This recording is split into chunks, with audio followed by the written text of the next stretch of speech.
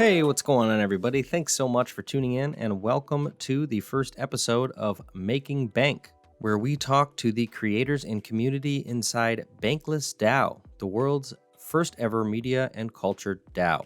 Today, I'm excited to talk to my first guest, one of our community managers, Above Average Joe. But before that, what is a DAO? Well, that question right there is part of the education that the Bankless DAO hopes to facilitate. The definition I will read is penned by The Defiant, one of my favorite publications in DeFi, and it happens to be a publication in which one of our Genesis members is a contributor, 0x Lucas. A decentralized autonomous organization is an entity that enables a distributed group of actors to organize or achieve a certain goal or meet a mandate, broad or specific, by coordinating through a shared set of rules enforced on a blockchain. These rules are coded into smart contracts, mostly with the help of governance frameworks. One thing I think that's important to note is that the different types of governance structures vary widely from protocol to protocol. So Bankless DAO is currently right in the midst of figuring out how our organization is going to function. It's super exciting, and I am very excited to keep everybody up to date on weekly governance updates. There's a good quote here from Vitalik Buterin, one of the co-founders of Ethereum. Instead of a hierarchical structure managed by a set of humans interacting in person and controlling property by the legal system, a decentralized organization involves a set of humans interacting with each other according to a protocol specified in code and enforced on the blockchain. I like to say DAOs are about the evolution of human coordination. The possibilities for Bankless DAO are endless, and many of them haven't even come to fruition yet. I think probably the best way to describe it is to read just a few paragraphs from our mission statement, which is right on our website. Cue the dark trailer music. We need this now more than ever. The previous institutions of the world have hit their limits of growth. Nation-states, corporations, banks, Silicon Valley monopolies are no longer inclined to include additional members under their tents. The value in these entities accrues to a small few, and thus are fundamentally misaligned with the many people they serve. As these institutions scale, they become increasingly incapable of producing the future that is aligned with the individuals that comprise them.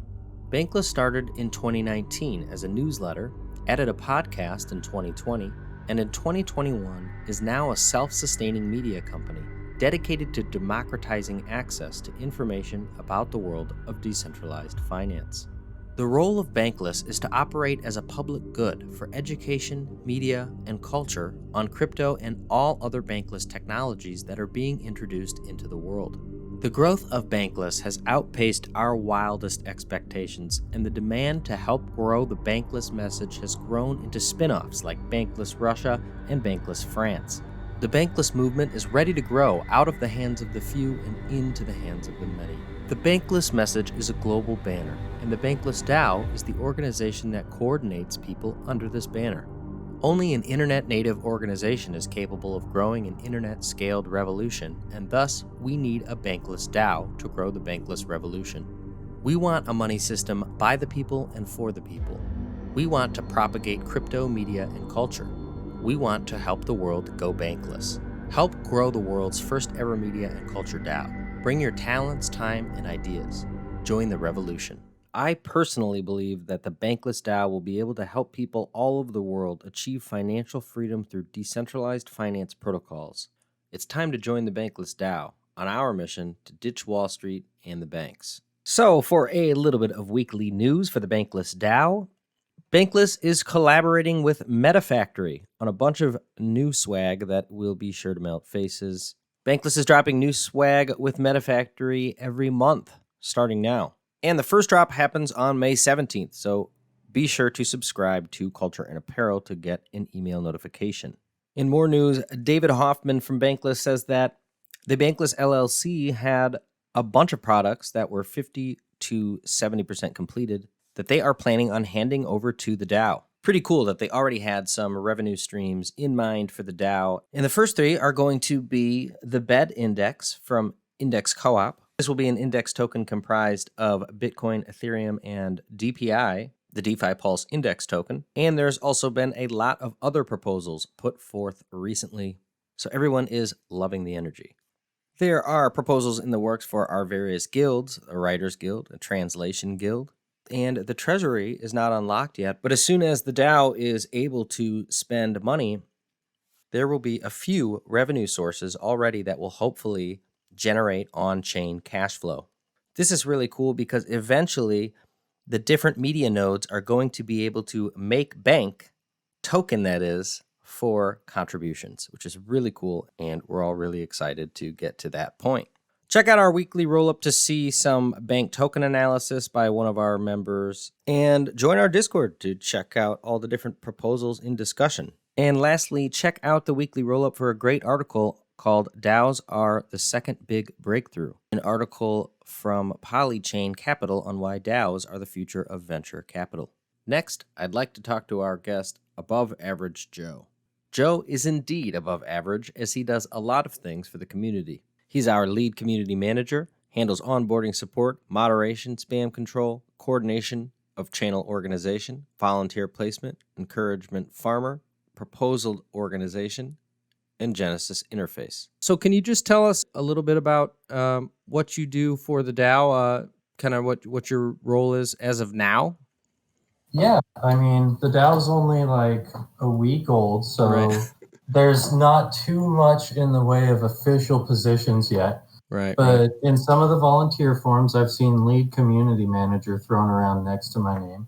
I didn't really ask for that, but I guess if the shoe fits, I'll wear it. It's kind of just been rolling out from being so excited to be there and seeing needs that were being asked about, but nobody was answering them. Yeah, I was starting out with onboarding support and getting bombarded with just tons of messages about, I have all of these skills. Where do I take them? What do I do with them? Where can I put this energy? Because I am pumped. And so, the snow globe, as Brian and David put it. Yeah. Yes, the perfect analogy for it. And I was in there just kind of like, I don't know exactly what you do, but you know what you're passionate about. And you told me just enough to say, you can be really skilled in the Writers Guild that's starting to coalesce because we've got an army of people volunteering to write. They need direction, but we don't really know where that's going yet. So let's get all the writers in one place and then we'll figure out what we're going to do with them. And pretty soon we had a couple of different guilds. We went through the Writers Guild. There was a Developers Guild, a Translators Guild, and recently a Legal Guild that have cropped up. And each of them are expanding almost independently of my influence at this stage, because I can spend 18 hours a day on this thing, and these guys are still flying faster than I can keep up with the chats. I'm taking control of the occasional spam bot that gets through, or any permissions hiccups that are showing up as we expand into new channels and begin to iterate on our developmental structure that we are all simultaneously discovering together. I have been coordinating with the early proposal ideas and getting them in tune with the template that we have been using to initially get our proposals submitted, and then setting them up with channels to discuss those proposals and refine them before they get sent off to the forum or snapshot. Initially, that wound up being a lot of focus on, do I even have the authority to go take this initiative? For instance, this podcast.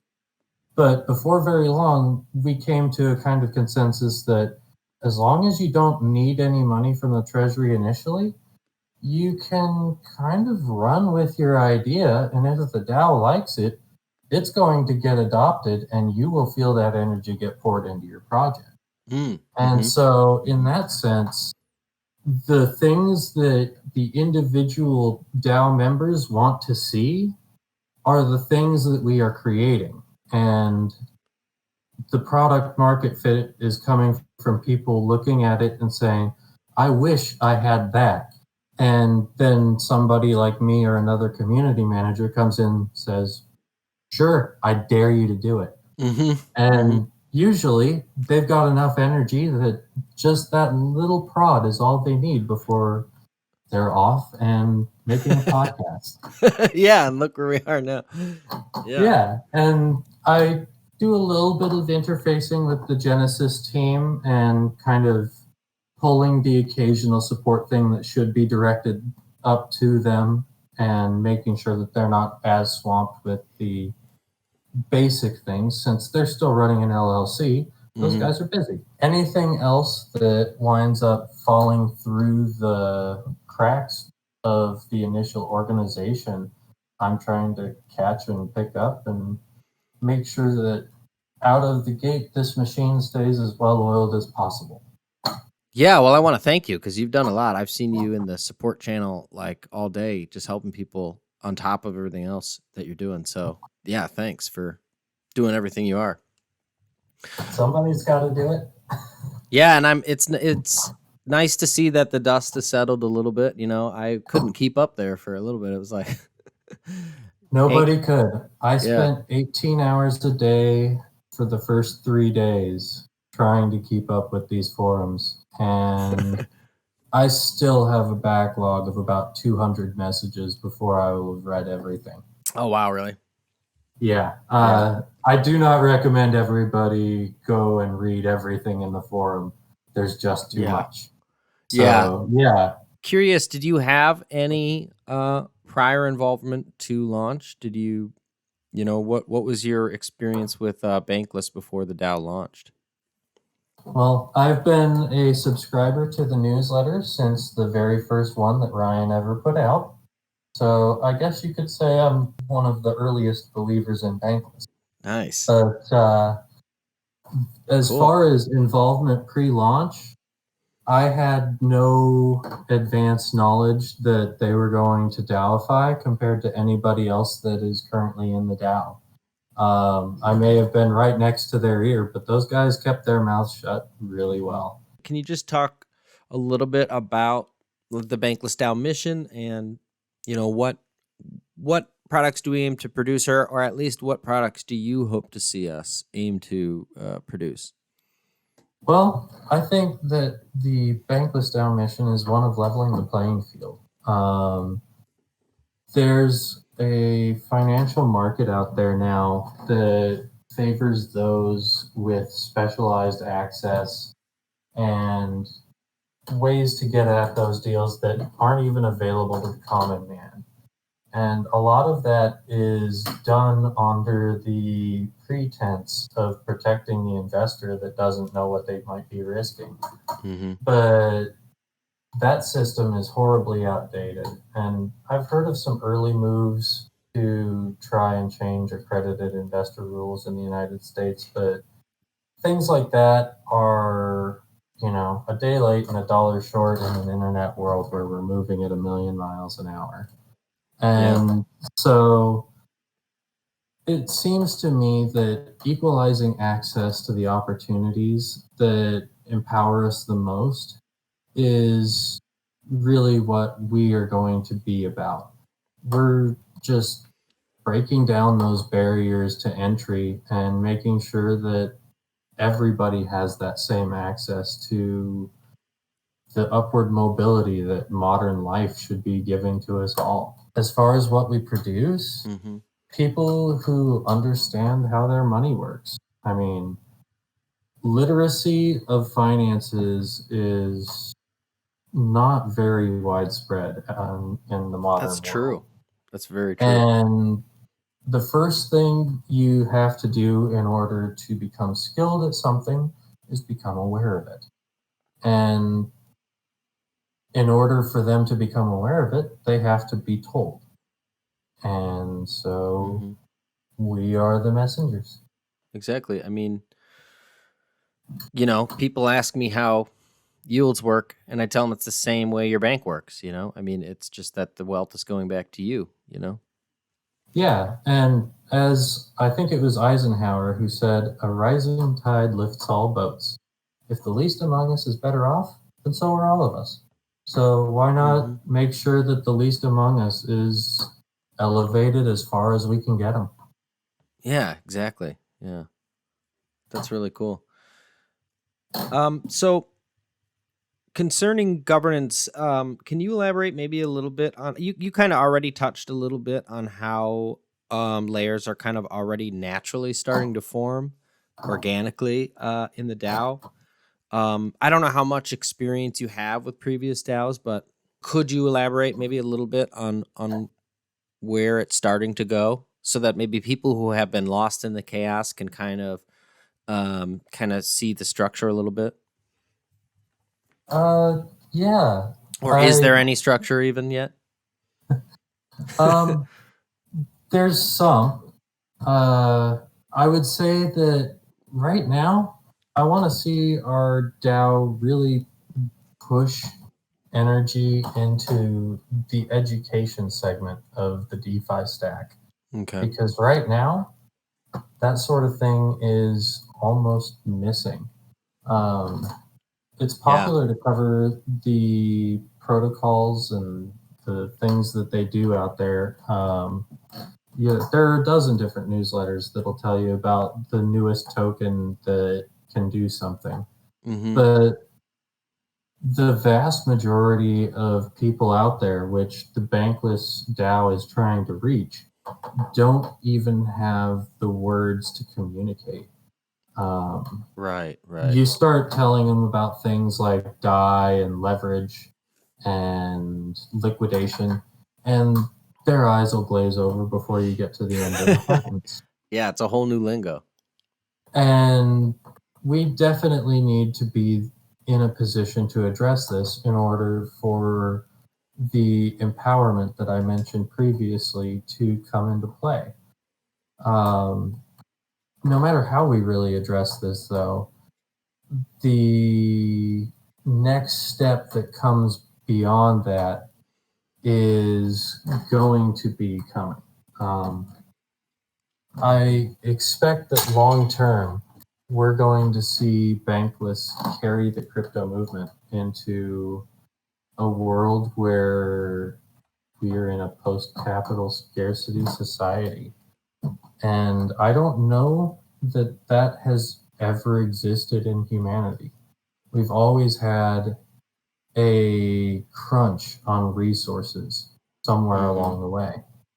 But when the upward mobility of the individual is fully unlocked, there comes a point at which the scarcity is no longer the driving mechanic for our society. And when that happens, the way upon which our culture is built is going to have to be reorganized, and we're going to have to be ready for that.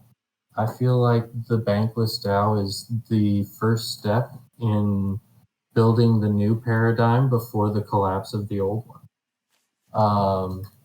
We're on the species of we're a species on the verge of reaching a coordination escape velocity. And what it looks like beyond that is for those who come after us to decide. I just want to give them the strongest foundation possible, and I think so does everybody else in the DAO.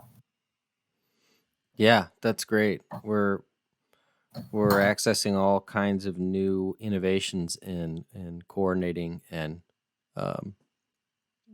collaborating, and we're a little bit different of a DAO, where most of them are kind of these financial protocols, and we're going to be a media and culture DAO. And so that's great. I mean, we're going to have a lot of experimentation to do, but also so much opportunity. I don't think I've been part of a few other DAOs, and I don't think I've seen quite such a diverse crowd from all sorts of different aspects of life and employment. And it's really cool to see so many different people come together in one place, whereas a lot of crypto has so far been kind of a little bit, tainted towards one sector of the planet.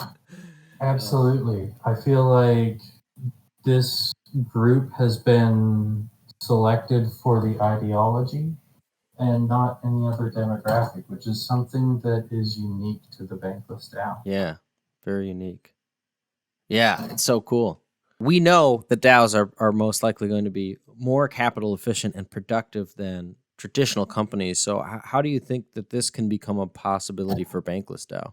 So I've already seen that it is. To get 100 volunteers of the caliber we already have doing this much, this fast, a traditional corporation would have to spend millions. Our community treasury hasn't yet spent a single token.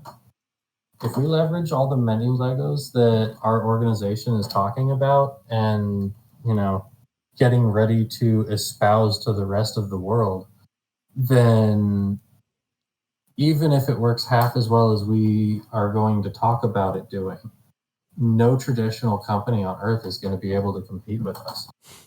Yeah, exactly. And there's no stopping it. That's Absolutely. the best part. It is a censorship resistant paradigm. Power to the people. Power to the people. Man, yeah, you said it. From covering the events in the crypto space, to highlighting protocol development, to creating mental structures by which to value these developments in a rational way, I don't want to see people told what to buy. I want to see them taught how to buy wisely. Dig into the nuance of things. Call out the bad actors, but in a way that encourages constructive output. We need a place where the confrontations that are made aren't done to say I was right. They're done to improve the quality of the space for everyone around us. And if we are approaching the situations like that from the beginning, then nobody's going to be able to predict how far and how fast we go. Yeah, that's true. That's really cool. It's the sky is the limit, and no one's really no one's stopping us but ourselves. Yeah. For maybe listeners who aren't familiar with DAO structure, DAOs have kind of already been going through some evolutions of their own, where the first generations of DAOs were kind of clunky and already sort of antiquated, whereas now we have multiple tools. And all sorts of frameworks are forming for DAOs, like Colony and DAO House. And we're still seeing, some of the same problems, though, arising out of certain types of governance, like with, whales dominating and so forth. How do you think, if you have experience in this, like how do you think the DAO can try to avoid some of these pitfalls as we move forward? I can't say I know for sure. It is definitely not my area of expertise. But that being said, I am a big fan of the quadratic staking mechanisms that have been implemented for Gitcoin grants. Yeah, quadratic governance, yeah. I think that the potential for that cannot be understated. I do think that there are some iterations on the basic model of that can really take it and turn it into something special. But we'd need probably a couple of mathematicians to really get to work on something like that. Yeah, for sure. Yeah. And everything is off chain right now too, so it's kind of up in the air as to whether what's going to be on chain and what's not. And absolutely. But one thing is for sure, as the cost of on-chain recording comes down, more things will become on-chain. Right now, that is the biggest thing that is keeping it from really being on-chain with every decision that you see. Okay. And so scaling solutions are going to change the DAO structure again, and we better be ready for it. Yeah, that's true. Thanks, Joe. If you are listening to this and interested in more information on the Bankless DAO, be sure to check out our website, bankless.community. You can join our Discord there or read our Medium articles. And the best part about the DAO is that it's permissionless in that anyone can join. The only condition is that you hold at least 35,000 tokens, bank tokens, in your wallet at the time of joining. There is a proposal in the works to lower the threshold on that to 10K, so that may be coming soon. Also, if you were a premium subscriber to the Bankless podcast during any time in 2020 or 2021, make sure to claim your airdrop. Just want to remind everyone that this is not financial advice and do not use more than you can afford to lose. Thanks for tuning in, and I will see you next week.